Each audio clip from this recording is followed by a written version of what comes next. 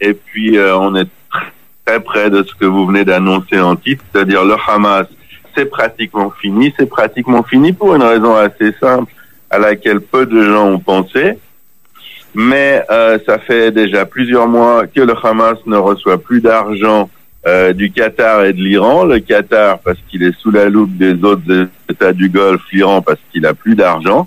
Ils ont cessé de payer. L'Arabie Saoudite, ça fait longtemps qu'il ne participe plus aux finances du Hamas.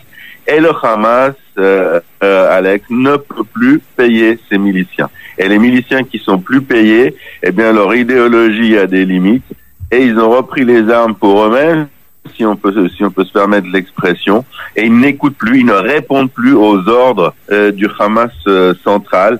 Ils se sont répartis, en fait, en 16 clans, qui dirigent chacun l'une des régions de la bande de Gaza et qui n'obéissent, et je le répète, strictement plus aux ordres du Hamas central. C'est-à-dire qu'à la place de donner des ordres, eh bien le Hamas central, ou ce qu'il en reste, doit négocier contre du pétrole, contre de l'argent, contre des munitions, contre des choses comme ça, doit négocier des ententes au coup par coup avec ses... Et Stéphane, est-ce que c'est une bonne nouvelle ? Est-ce que c'est une bonne nouvelle, ça, de voir le Hamas divisé, mais 15 groupes qui vont avoir chacun une idéologie maintenant aux portes d'Israël ? Alors, ça, c'est une autre question. D'abord, c'est une nouvelle, Alexandre. C'est une grosse nouvelle. Une bonne nouvelle, une mauvaise nouvelle. Il y a des bons côtés, il y a des mauvais côtés. Alors, les bons côtés, on les a vus ces dernières semaines. Quand on a frôlé la guerre, quand il y a eu des tirs de roquettes, que l'aviation israélienne est intervenue, d'habitude, les années précédentes, notamment en 2014, ça dégénérait en conflit complet pendant une semaine, 2 semaines ou 3 semaines. Et là, ce qu'on a vu, c'est qu'avec un Hamas qui n'a plus de puissance, le Hamas qui est vraiment au bout du rouleau, eh bien, il n'y a pas de dégénérescence complète. Il y a une semaine, il y a 3 roquettes qui sont parties, qui ont été probablement tirées par une de ces 15 factions. Donc ça, c'est la bonne chose, mais on ne peut pas, et ça, c'est la mauvaise chose, la mauvaise conséquence de cette situation, c'est qu'on peut pas négocier en cessez-le-feu avec le Hamas, parce que ça sert à rien, puisqu'il contrôle pas les autres factions, et puis qu'il y a eu 3 tirs, puis que la prochaine fois, il peut y en avoir 5. Et puis, l'autre fait qui est intéressant, Alexandre, c'est que le Hamas, qui est certainement l'initiateur de ces manifestations émeutes le long de la barrière de sécurité, il les contrôle plus.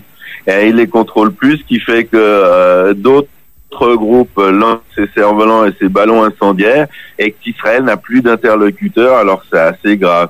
Et ça va très très loin, cette constatation.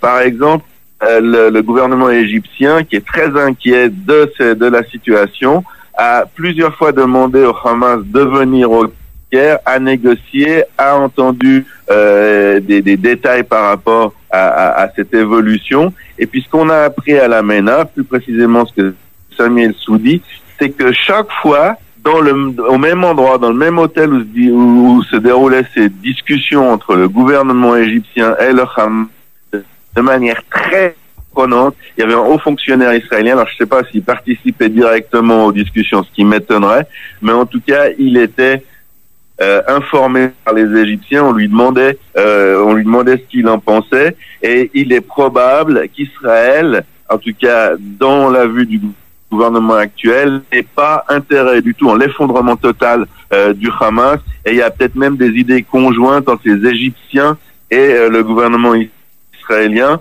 pour ne pas trop frapper fort le Hamas. Et on l'a vu aussi, les frappes de riposte, elles sont très ciblées, elles font très peu de blessés, encore moins de morts. Et quand il y a ces incendies à partir des cerfs-volants, eh bien, le moins qu'on puisse dire, c'est que Tsahal réplique avec beaucoup de parcimonie, Alexandre. Effectivement, Stéphane. Et est-ce que quand nous verrons dans les prochains jours des déclarations émanant du Hamas, il faudra les prendre avec plus de recul par rapport à cette information? Pensez que, eh bien, si le Hamas se défend d'envoyer des ballons incendiaires ou des roquettes, malgré tout, puisqu'il continue, il faudra donc prendre cette information avec du recul et imaginer que ce sont plus des groupes seuls qui font ça et non pas le groupe terroriste en entier? Alors, absolument.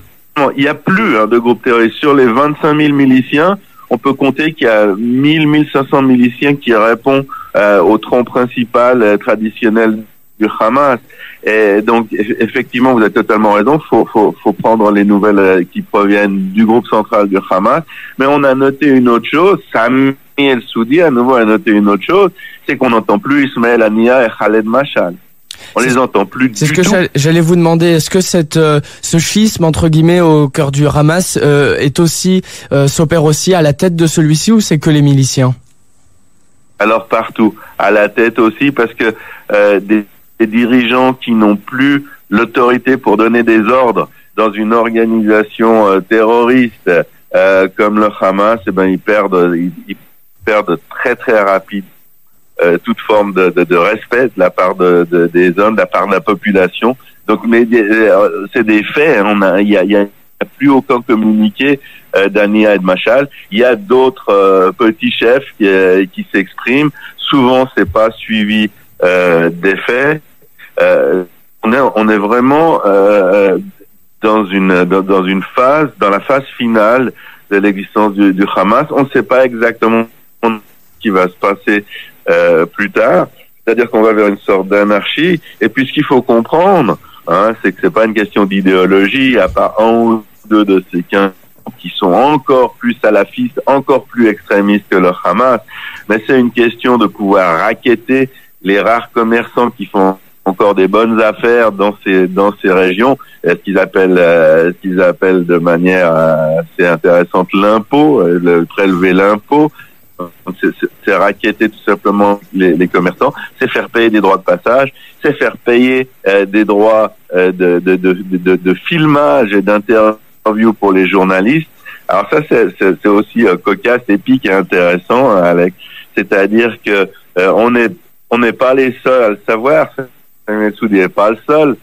Sami nous dit qu'il suffit d'entrer à Gaza et puis déjà à partir du point de passage d'Erez, qui est le point de passage pour les piétons, eh bien on se rend compte qu'on arrive dans une première région qui est pas sous la domination du Hamas tronc central, et puis on nous demande de l'argent en tant que journaliste, et puis on risque, c'est dans une situation de déliquescence comme celle-là, eh bien ces petits groupes, ils sont pas forcément des exemples de respect des droits de l'homme et des visiteurs. Donc ce que je veux dire par là, c'est qu'il y a d'autres journalistes, notamment des journalistes européens, qui sont absolument au courant de cette situation, mais par vocation, par engouement idéologique, par propagande, parce qu'ils veulent pas porter atteinte à l'image du Hamas, eh bien, ils taisent cette situation. Effectivement, c'est éminemment grave au niveau de l'information, parce que les clients de ces confrères, eh bien, ce ne sont pas les miliciens du Hamas, ni la direction du Hamas,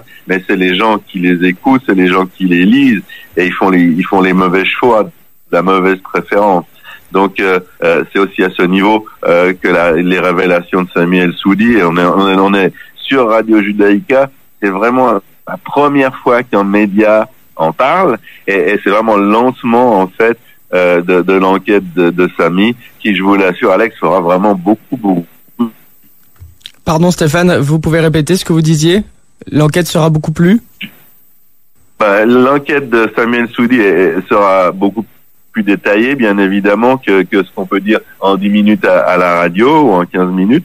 Et on est en pleine exclusivité par rapport à cette nouvelle. C'est-à-dire que personne n'a jamais évoqué l'écrasement maintenant simultané actuel du Hamas. Et on est en train de lancer en exclusivité cette nouvelle. C'est très important, ça change énormément de choses. Vous avez posé des questions sur les conséquences de ce qui est en train de se passer. Je vous ai répondu par rapport à ce qu'on a étudié, les premières conséquences. mais il va falloir encore se pencher dessus, et je vous assure que les armées à la fois locales et des grandes puissances se posent plein de questions sur ce que va devenir la bande de Gaza, et nous on va faire de même, mais disons que pour l'introduction d'une immense breaking, eh bien c'est déjà beaucoup de travail et de beaucoup de pain qu'on a sur la planche pour c'est sûr, les conséquences de ce qui est en train de se passer. C'est sûr, Stéphane, merci d'avoir déjà partagé votre exclusivité avec Radio Judaïka et ses auditeurs ici à Bruxelles, en Belgique. Et surtout, dites-nous quand est-ce que nous pourrons lire cette enquête sur la MENA Agency. Ce sera soit aujourd'hui, on a presque tout reçu de Sami, mais c'est pas en français. Donc il y a une phase de traduction, de mise au point, de relecture, et puis pour une enquête aussi importante, Alexandre, on va prendre nos précautions pour qu'il y ait vraiment aucune faute.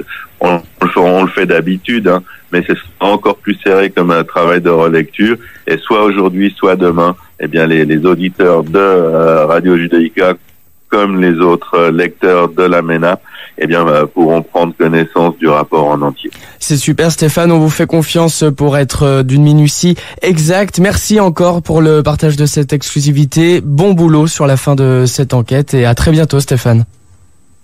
Bonne semaine à nous tous. Au revoir, Alexandre.